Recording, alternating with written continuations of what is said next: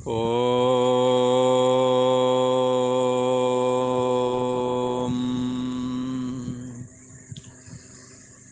ओम गुरु ब्रह्मा गुरु विष्णु गुरुदेव महेश्वरा गुरु साक्षात् परम ब्रह्म तस्मै श्री गुरुवे नमः।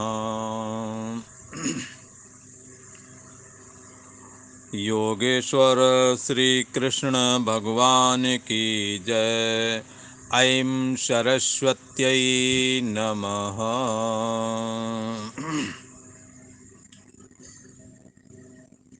आज प्रसंग चल रहा है, ये पूर्व में भगवान श्री कृष्ण ने परमात्मा नारायण विग्रह से भगवान सूर्य को जो कर्म योग का अर्थात गीता शास्त्र का जो उपदेश किया था उसकी चर्चा अपन कर रहे हैं। भगवान श्री कृष्ण ने कर्म के बंधन से ये जीव कैसे मुक्त हो सके, इसी निमित्त को मद्देनजर रखते हुए ये गीता शास्त्र हम लोगों तक अर्जुन के माध्यम से पहुंचाया। और पूर्व में भी भगवान सूर्य नारायण को दिया। सूर्य नारायण को जब दिया तो उन्होंने अपना ये दुर्लभ गीता शास्त्र अर्थात निष्काम कर्म योग, ये ब्रह्म विद्या, ये उपनिषद का सार जो श्रीमद् भगवत गीता है, इस गीता को अपने पुत्र वैवस्वत मनु को दिया। और वैवस्वत मनु ने अपने इक्ष्वाकु आदि 10 पुत्रों में इस ज्ञान को दिया। इस तरह से यदि देखा जाए तो इस श्रीमद् भगवत गीता शास्त्र को पहले राजर्षियों ने जाना था। उन्होंने अपने राजकाज और व्यवहारिक विषय, कई जघन्य कृत्य युद्ध आदि जैसे हैं, उनको भी संपादन किया, व्यवहारिक विषय संपन्न किए। अपने घर गृहस्थी के जो कर्म हैं उनको संपादन किया। तो इस तरह से ये सारे कृत्यों को करते हुए भी निर्लेप रहे। इन्हें कर्मों का बंधन नहीं लगा, कर्म इनको बांध नहीं सके। जैसे उदाहरण के लिए राजा जनक को भी विदेह के नाम से भी पुकारा जाता है। देह के रहते हुए भी देह से जो रहित हो, देह के अभिमान से जो रहित हो, उसको विदेह कहते हैं। ये विदेह राज जनक इन्होंने अपने सारे राजकाज संपन्न किए, युद्ध जैसे बड़े बड़े कृत्य भी किए। और ये जनक की परंपरा में सबसे पहले जनक जो हुए थे वो राजा निमि हुए। इसके बाद अनेकों जनक हुए। जनक का मतलब पदवी का नाम है। जैसे आद्य शंकराचार्य ही एक शंकराचार्य हुए थे, बाद में उनकी गद्दी पर जो बैठे वो भी शंकराचार्य कहे गए। तो सभी शंकराचार्य आद्य शंकराचार्य नहीं हैं। शंकराचार्य तो अलग अलग सन्यासी ही हैं, पर उनको शंकराचार्य की पदवी कही जाती है। ऐसे ही राजा जनक है, एक पदवी है। जो देह अभिमान से ऊपर उठ गए, जिन्होंने ब्रह्म ज्ञान का अभ्यास किया, जो निष्काम कर्म योग में चले, ऐसे जो राजा थे जिनकी स्थिति देह से हट कर के आत्मा में स्थिति लाभ प्राप्त कर लिया जिन्होंने, ऐसे राजा लोग जनक की सिंहासन पर जब बैठे तो जनक कहे गए। नाम सबके अलग अलग थे। जैसे प्रथम राजा जो हुए वो निमि हुए, उनको जनक की पदवी, उनको ही जनक कहते हैं। इसके बाद में जितने भी राजा बने वो जनक ही कहलाए। जैसे ये जनक की पदवी द्वापर युग तक चलती रही और भगवान श्री कृष्ण भी जनक से मिलने के लिए द्वापर में जाते हैं, पर ये त्रेता युग वाले राजा जनक वो अलग हैं, सीता जी के पिता। तो इस तरह से ये जनक की परंपरा में लगभग सब ज्ञानी हुए हैं, ऐसा कहा जाता है। और सब कर्मों को करते हुए भी कर्मों से निर्लेप रहे, कर्मों के बंधन से वो मुक्त रहे, कर्म उन्हें बांध न सके, ऐसा कहा जाता है। ये सब ये कैसे संभव हुआ होगा? तो इसके लिए कहते हैं भगवान श्री कृष्ण ने जो प्रथम राजर्षियों में जो श्रीमद् गीता शास्त्र सुनाया है, उसकी कृपा से वो समस्त कर्मों को करते हुए भी असंग रहे, समस्त कर्मों को करते हुए कर्मों के बंधन से मुक्त रहे। इसलिए ये गीता शास्त्र सब कुछ करते हुए हम कैसे निर्लेप रहें और सबके साथ प्रेम पूर्वक बर्ताव करते हुए भी हम कैसे असंग रहें, ये बात श्रीमद् गीता हमें सिखाती है। कर्तव्य मार्ग पर डट जाना श्री गीता हमें सिखाती है। कर्म करते हुए कर्म हमें न बांधें, ये युक्ति श्री गीता हमें सिखाती है। तो भगवान श्री कृष्ण ने प्रथम ये गीता शास्त्र निष्काम कर्म योग के द्वारा परमात्मा की प्राप्ति और कर्मों के बंधन से बच सकें, ऐसी जो युक्ति है वो सबसे पहले भगवान सूर्य को बताई, और इसके बाद जो परंपरा उनके राजर्षियों में गई तो उसके विषय में यहाँ पर भगवान श्री कृष्ण कहते हैं। ये चतुर्थ अध्याय का दूसरा श्लोक है। श्री भगवान वाज भगवान कहते हैं, हे अर्जुन, ये जो गीता शास्त्र की परंपरा है उसको मैंने ये कैसे फैली थी और फिर आगे जाकर के लुप्त हो गई, ये सारी चर्चा भगवान करने वाले हैं। भगवान कहते हैं, एवं परंपरा प्राप्त मिमं राजर्षयो विदु सह काले नेह महता योगो नष्टा परंतप। एवं परंपरा प्राप्तम, परंतप, परंतप कहते हैं शत्रुओं को जो ताप पहुंचाए, जिसके नाम सुनने मात्र से शत्रु कांपे, ऐसा अर्जुन था। इसलिए भगवान श्री कृष्ण अर्जुन को परंतप कहते हैं। ये शत्रुओं को तपाने वाले अर्जुन, एवं परंपरा प्राप्तम इमम राजर्षयो विदु, इस प्रकार से परंपरा से प्राप्त ये निष्काम कर्म योग, ये गीता शास्त्र की जिसमें कर्म करते हुए कर्म के बंधन से ये साधक, ये करने वाला बच जाता है, कर्मों के बंधन से कर्म बंधन नहीं डाल पाते हैं। ऐसा जो कर्म योग है और कर्म योग का साथ में जो ये जो भगवत मत है ना, कि यत करोषि यदस्नासि यज्जुहोषि ददास यत तपस्यसि कौन्तेय तत् कुरुष्व मदार्पणम।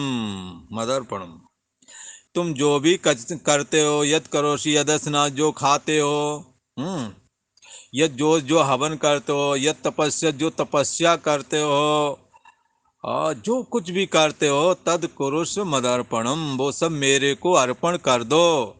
ऐसा कर लोगे तो भी कर्म बंधन नहीं डाल पाएगा, क्योंकि तुम अपने समस्त कर्मों को जब परमात्मा श्री कृष्ण अर्पण करोगे, नारायण अर्पण करोगे, तो नारायण में कर्म रुकता नहीं, कर्म बांधता नहीं। भगवान श्री कृष्ण ने नाना प्रकार के कर्म किए, पर कर्म उन्हें बांध न सके। सबसे प्रेम किया, पर कहीं पर आसक्ति नहीं रखी।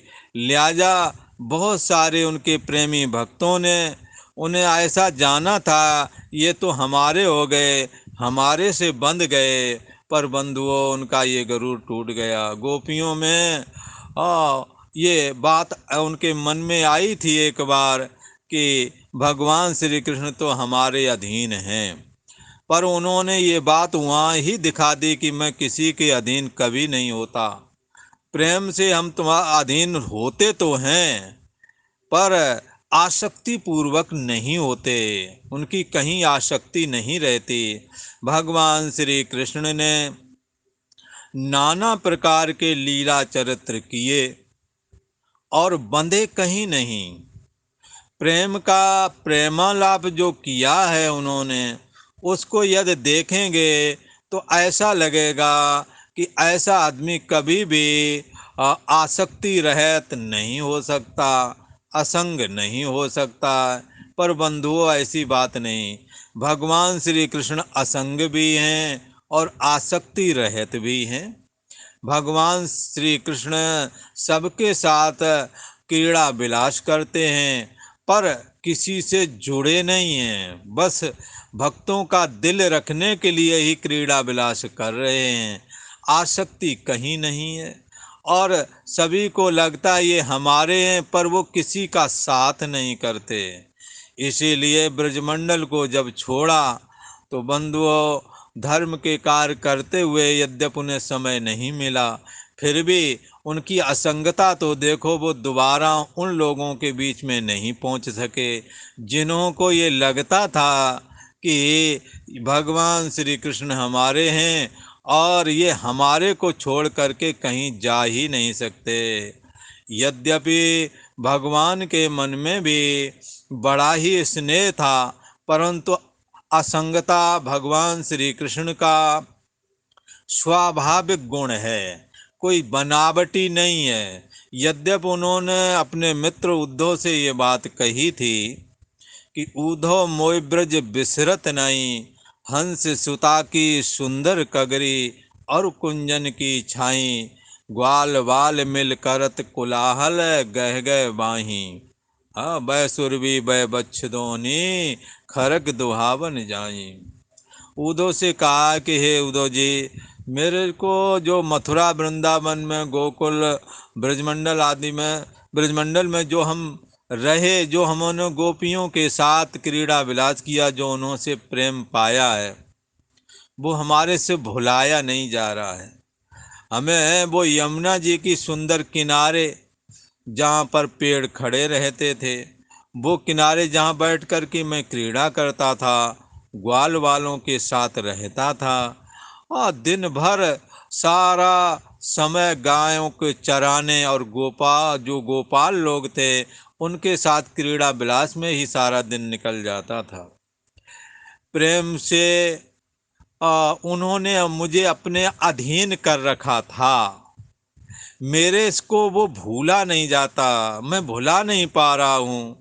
मैं ये बात भुला नहीं पा रहा हूँ कि किस तरह से गौशाला में गायों को मैं दोहनी कराने के लिए जाता था, दूध निकलाने के लिए जाता था, और क्रीड़ा विलास करता था, बछड़े छोड़ देता था। ये हमारे से भूला नहीं जा रहा है। तथापि बंधुओं, ये भगवान श्री कृष्ण का भक्तों के प्रति स्नेह ही दर्शाता है, पर स्वाभाविक तौर पर वो असंग ही हैं। इतना सब होने के बाद में भी वो वहाँ जा न सके, इसलिए भगवान श्री कृष्ण पूर्णता असंग हैं और आसक्ति रहित हैं। भगवान श्री कृष्ण का उपदेश जो धारण करता है और जो ये निष्काम कर्म योग जो है इसको धारण करता है, और उनका जो भगवत मत है, जो जो कुछ भी किया, यत करोसि यदस्नासि यत जोहोस ददास्यति, जो भी आप देते हैं, जो भी खाते पीते, ये सारा कुछ परमात्मा के अर्पण कर देना चाहिए। ऐसा करने से भगवान श्री कृष्ण कहते हैं कि ये कर्म फिर इस साधक को, इस मनुष्य को कर्म बांध नहीं सकता। तो कर्म बांधने में हेतु आसक्ति का होना और असंग ना होना, पर भगवान श्री कृष्ण स्वाभाविक असंग हैं और कहीं भी आसक्ति नहीं है, इसलिए सारे कर्मों को करते हुए भी वो नहीं बंधते हैं। ऐसा कहा। ये सब कैसे संभव हुआ? भगवान श्री कृष्ण में ये चीज़ स्वाभाविक रहती है, क्योंकि भगवान श्री कृष्ण के हृदय में गीता स्वाभाविक बसती है। ये गीता का ज्ञान स्वाभाविक है। पर इस भगवान के श्री कृष्ण के हृदय में ये गीता ज्ञान स्वाभाविक है, पर उन्हों के द्वारा कहा गया ये ज्ञान हम बार बार श्रवण करें, मनन करें, निदिध्यासन करें, तो हमारे जीवन में भी असंगता और आसक्ति रहता और कामना से रहित ये जीवन हमारा भी स्वाभाविक हो सकता है। यही गीता शास्त्र भगवान श्री कृष्ण ने सूर्य को दिया, और सूर्य ने इसको अपनी परंपरा में इसको दिया अपने पुत्रों को, उनके पुत्रों को। इस तरह से ये जो ब्रह्म विद्या है, जो ये गीता शास्त्र है, ये धीरे धीरे करके संसार में प्रथम तो राजर्षियों ने जाना और आम लोगों ने जाना। भगवान श्री कृष्ण कहते हैं, हे परंतु इस प्रकार परंपरा से प्राप्त ये योग, गीता शास्त्र रूप योग अथवा निष्काम कर्म योग, राजर्षयः विदु, राजर्षियों ने ये सबसे प्रथम जाना। क्यों प्रथम जाना? क्योंकि साक्षात सूर्य नारायण ने सबसे पहले राजाओं को बताया, जो इक्ष्वाकु नाम के राजा थे उनको बताया था। फिर उनके पुत्र हुए, इक्ष्वाकु ने अपने पुत्र को बताया, फिर उन्होंने अपने पुत्र को बताया। इस तरह से ये जो योग है, ये निष्काम कर्म योग, ये गीता शास्त्र सबसे पहले राजर्षियों ने जाना। किंतु उसके बाद में बहुत समय तक तो इस तरह से परंपरा चलती रही। फिर वह योग, ये गीता शास्त्र रूप योग, जिसमें कि भक्ति योग का भी कथन है, ज्ञान योग का भी कथन है और कर्म योग का भी निरूपण है। ऐसा जो ये गीता शास्त्र है, ऐसा जो कर्म योग है, ये बहुत काल से आगे जाकर के चलता रहा। बहुत काल के बाद में पृथ्वी में ये लुप्त प्राय हो गया। इसके जानने वाले लोग जो थे वो मृत्यु को प्राप्त हो गए। उन्होंने ये ज्ञान दूसरों को नहीं दिया अथवा दे नहीं पाए और शरीर शांत हो गया। इस तरह से ये ज्ञान धीरे धीरे करके लुप्त हो गया था। ऐसा भगवान श्री कृष्ण ने अर्जुन से कहा। तो क्या कहा है कि सबसे पहले मैंने ये अविनाशी योग, इस योग को यहाँ अविनाशी कहते हैं। सारा संसार नष्ट हो जाएगा, पर योग जो भगवान ने कहा है निष्काम कर्म योग, इसका नाश नहीं होता। मैंने इस अविनाशी योग को सूर्य से कहा था। परंपरा आप एक बार स्मरण कर लें और धारण भी कर लें, क्योंकि ये बार बार हर जगह ये चीज़ नहीं मिलती, ये बहुत दुर्लभ चीज़ है। भगवान श्री कृष्ण ने कहा, मैंने इस अविनाशी कर्म योग को जो कि गीता में वर्णन है, सूर्य से कहा था, और सूर्य ने अपने पुत्र वैवस्वत मनु से कहा, और मनु ने अपने सबसे बड़े बेटे इक्ष्वाकु आदि जो 10 पुत्र थे उनको कहा था। हे परंतप इस प्रकार परंपरा से यह योग सबसे पहले राजर्षियों ने जाना था, और वह योग बहुत काल चलता रहा। अंततो गत्वा इस भूमंडल में लुप्त प्राय हो गया। धीरे धीरे करके इसके जिज्ञासु ना मिलने की वजह से, इस विद्या को धारण करने वाले ना मिलने की वजह से ये भूमंडल से लुप्त हो गया था। तो उसी योग के विषय में भगवान श्री कृष्ण कहते हैं, सा एवायं मया तेद्या योगा प्रोक्ता पुरातना, भक्तोऽसि मे सखा चेते रहस्यं ह्येतदुत्तमम्। कहते हैं हे भगवान, हाँ भगवान क्या कह रहे हैं, त्वम में भक्ता। हे अर्जुन, ये चीज तो बड़ी दुर्लभ है, पर एक बात है तुझ में खास। वो क्या है? वो ये खास बात ये है, हाँ त्वम में भक्ता। हे अर्जुन, तू मेरा भक्त है। भक्त किसे कहते हैं? अब भगवान के प्रति जो प्रेम करे वही भक्त कहलाता है। भगवान श्री कृष्ण से अत्यंत स्नेह रखने वाले ये अर्जुन हैं, इसलिए अर्जुन भगवान श्री कृष्ण के भक्त कहे गए। और भगवान के परम भक्तों में अर्जुन की गिनती मानी जाती है। वशिष्ठ विभीषण आदि नादि करके भगवान के जो परम भक्त हैं उनकी चर्चा आती है। भगवान श्री कृष्ण कहते हैं, हे अर्जुन, ये योग यद्यप दुर्लभ है, बहुत समय से इस पृथ्वी में लुप्त प्राय हो गया है, और ये दुर्लभ योग मैं तुझे बता रहा हूँ। किस लिए बता रहे हो भगवान? इसलिए बता रहा हूँ कि तुम मेरे भक्त हो, और अपने भक्त के प्रति कोई बात छिपानी ना चाहिए, ऐसा मानो गीता हमें ये कह भी रही है। बंधुओं, हो सकता है कि आपकी पत्नी आपकी भक्त हो, ऐसी भक्त पत्नी के प्रति कभी भी अनादर भाव नहीं लाना। हो सकता है आपका पति आपका भक्त हो, तो ऐसे पति के प्रति अनादर भाव आपने नहीं लाना। ये बात भी मानो यहाँ कह रही है, जब भगवान जगत के ईश्वर हैं, वो एक छोटे से जीव, हम मनुष्य की क्या सामर्थ्य है, ऐसे हम मनुष्यों में जो उनसे प्रेम करते हैं, उनके भक्त हैं, उनके हर आज्ञा का पालन करते हैं। भगवान श्री कृष्ण जैसे खुश हों, वो सारा कुछ हम करने की चेष्टा करते हैं, तो भगवान के भक्त कहे जाएंगे।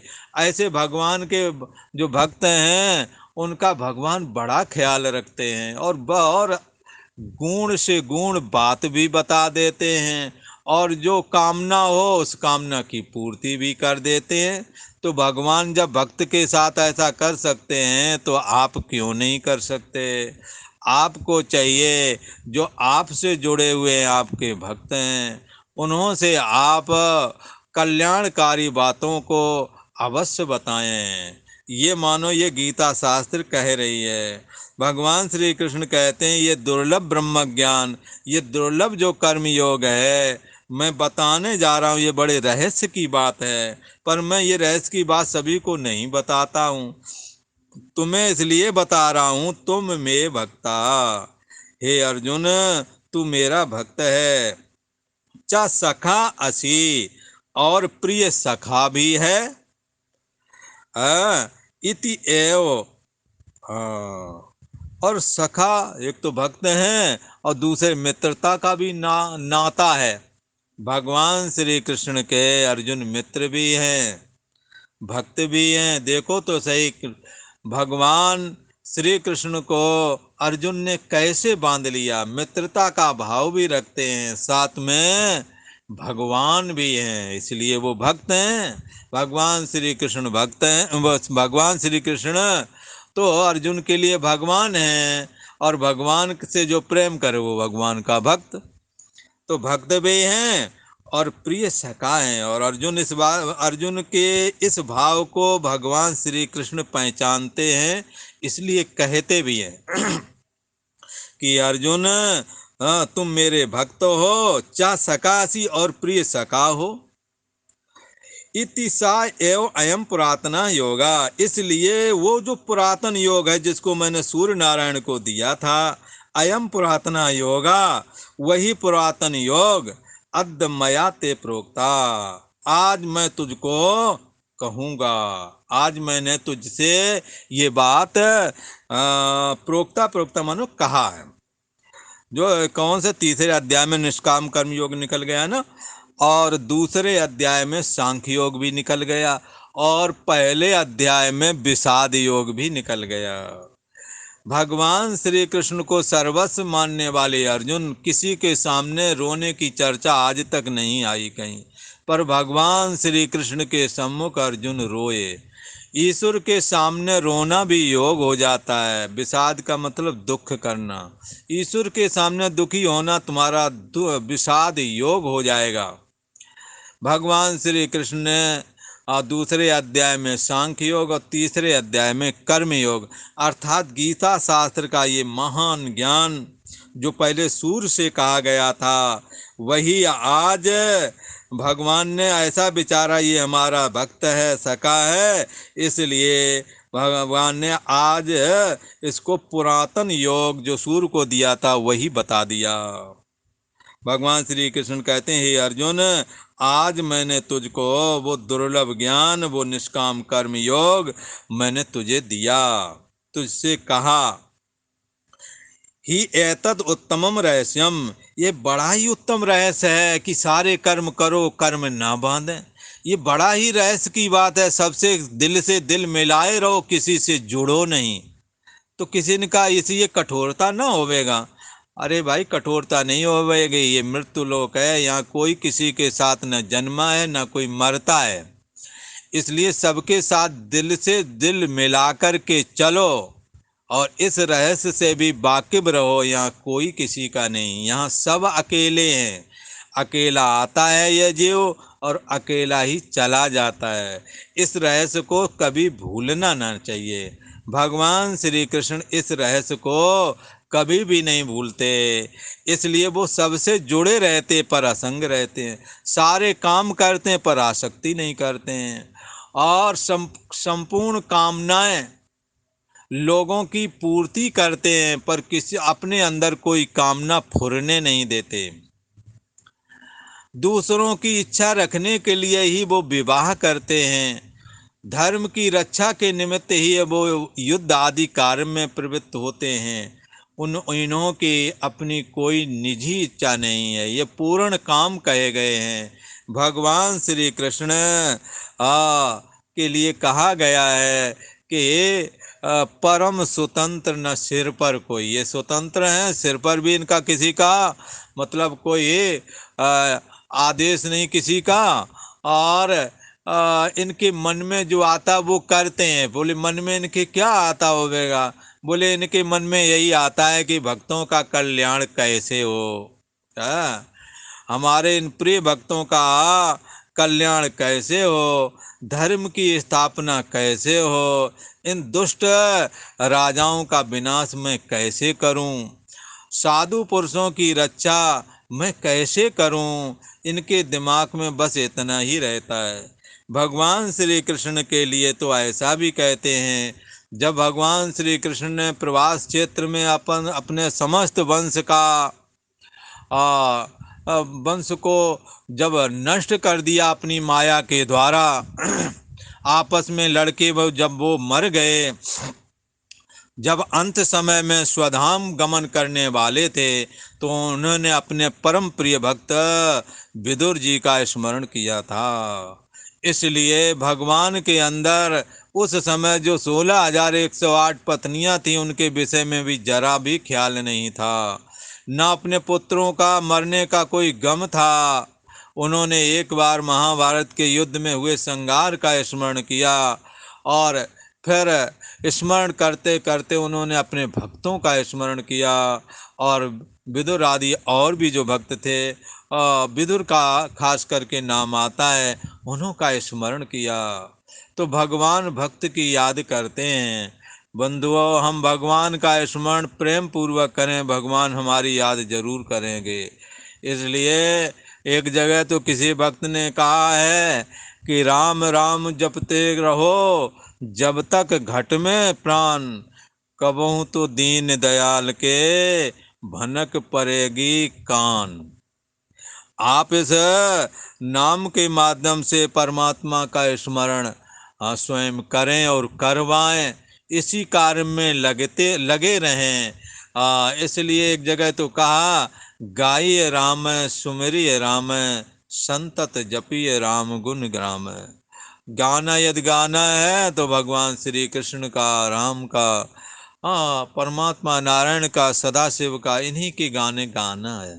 अपनी जवान को, अपनी जिह्वा को पवित्र करना है। इसलिए एक जगह ऐसा भी कहते हैं, जिस भजन में राम का नाम ना हो वो भजन पर गाना ना चाहिए। तो इसलिए अपने को सदैव परमात्मा के चिंतन में लगाए रखना है, प्रेम पूर्वक लगाए रखना है। ऐसा मान के चलो परमात्मा तुम्हारे को सुन रहा है, तुम्हारे से प्रेम करता है। आ, भगवान तुम्हारा स्मरण कर रहे हैं, आप भगवान का स्मरण कर रहे हैं, भगवान तुम्हारा कर रहे हैं। इसलिए ये यथा माम प्रपद्यन्ते तांस तथैव भजाम्यम। आप जैसे परमात्मा का चिंतन करेंगे, परमात्मा भी आपका वैसे ही स्मरण कर रहा है। ऐसा निश्चय करके आपने जानना है। भगवान श्री कृष्ण में स्वाभाविक गीता का वास है। उस स्वाभाविक गीता को अर्जुन के सामने तब प्रकट होना पड़ा जब अर्जुन विषाद करने लगे। जो उनके हृदय में ये स्वाभाविक बसने वाली गीता जो बाहर निकलना नहीं चाहती थी, वो अर्जुन का विषाद देख करके वो भगवत गीता भगवान श्री कृष्ण की करुणा रूप मूर्ति धारण करके और निकल आए और कहने लगे, तुम कर्म के बंधन में कैसे आ गए हो अर्जुन? कर्म तो तुम्हारे में है ही नहीं। कर्म शरीर मन बुद्धि और इंद्रियों तक ही है, पर तुम इनके जानने वाले हो। जो मन और बुद्धि का साक्षी है वही तुम्हारा स्वरूप है, उसमें कर्म नहीं है। तुम कर्म के बंधन में कभी नहीं आ सकते हो। इसको छोड़ने के दो उपाय हैं। एक तो आसक्ति और फल की इच्छा छोड़ दें। आसक्ति और फल की जब इच्छा छोड़ देंगे तो कर्म तुम्हारे को बांधेगा नहीं। ये कर्म परमात्मा की भक्ति देने वाला बन जाएगा। और जब परमात्मा की भक्ति आ जाएगी तो जिस मन और इंद्रियों के द्वारा आप कर्म करते थे, जब इसका जानने वाला जो साक्षी है सोम अस्मि वो मैं ही हूँ, ऐसा जब दुर्लभ ब्रह्म ज्ञान गीता के द्वारा प्राप्त होवेगा, तब आप देखेंगे कि कर्म तो हमारे में थे ही नहीं। मैं शरीर में मैं बुद्धि किए हुए था, मन में और इंद्रियों में मैं बुद्धि किए हुए था। इसी ये क्रियाशील हैं, इनमें क्रिया हो रही थी, इसलिए उस क्रिया को मैंने अपनी क्रिया वृथा ही मान लिया। मैं इनसे असंग हूँ। देह और मन बुद्धि मैं नहीं हूँ, न ये मेरे हैं। देह पंचभूतों का है और मन माया का है, इससे मैं अलग हूँ। ताते सदा शिव में, इसलिए मैं सदा शिव हूँ। सदैव शिव, शिव का मतलब ये चैतन्य सत्ता है। यहाँ शिव का मतलब ईश्वर शिव से नहीं लेना है। जो पार्वती का पति, बैल की सवारी करने वाला, हाँ सृष्टि का संहार करने वाला, ऐसा ईश्वर रूप शंकर जी से नहीं लेना है। बल्कि यहाँ सदा शिवम का मतलब सदा शिव तत्व, सत्तात्मक चैतन्य, अद्वैत सत्तात्मक चैतन्य जो है, जो तुम्हारी बुद्धि देश का साक्षी है, उसी को इसके द्वारा ग्रहण करना है। उसमें परमात्मा श्री कृष्ण सदा स्थित रहते हैं, इसलिए उन्होंने असंगता सदा सहज में है और आसक्ति रहता सदा और सहज में है। वो मन के तल में और बुद्धि के तल में जीते नहीं, इसलिए कामना उन्होंने है ही नहीं। ये गीता का ज्ञान भगवान का स्वाभाविक है, जो अर्जुन के माध्यम से आज हम लोगों तक आया है। भगवान श्री कृष्ण ने इस परंपरा को कैसे चलाया है? तो कहते हैं पहले इसको सूर को दिया, सूर ने अपने पुत्र मनु को दिया, मनु ने इक्ष्वाकु को दिया, और वो ये योग बहुत समय तक चलता रहा, फिर भूमंडल से लुप्त हो गया है। इसके बाद में अब भगवान श्री कृष्ण कहते हैं कि तुम हमारे भक्त हो, प्रिय सखा भी हो, और वही पुरातन ये कर्मयोग मैं आज मैंने तुम्हारे से कहा है। क्योंकि ये अपने प्रिय भक्त से और जो तपस्वी है, जो धर्म में स्थित है, उन्हीं से कहना चाहिए। और तू तो मेरा भक्त है, प्रिय सखा है और तपस्वी है, समस्त दैवी गुण अर्जुन के अंदर बसते हैं। ऐसा जो अर्जुन है उसके प्रति ये जो पुरातन योग है वो भगवान श्री कृष्ण ने कह ही दिया। हाँ, भगवान श्री कृष्ण ने कहा, मैंने ये पुरातन योग तुम्हारे से कहा, यह बड़ा ही उत्तम रहस्य है, इसको बड़े सावधानी पूर्वक अर्जुन धारण करना, और इसके जैसा इसमें बताया गया है उसी तरह से तुम कर्मों को करना, कहीं बंधना नहीं, ऐसा कहा। और आज इतना ही कहते हैं, और आगे का प्रसंग आपको कल सुनने को मिलेगा। ओम शांति शांति शांति।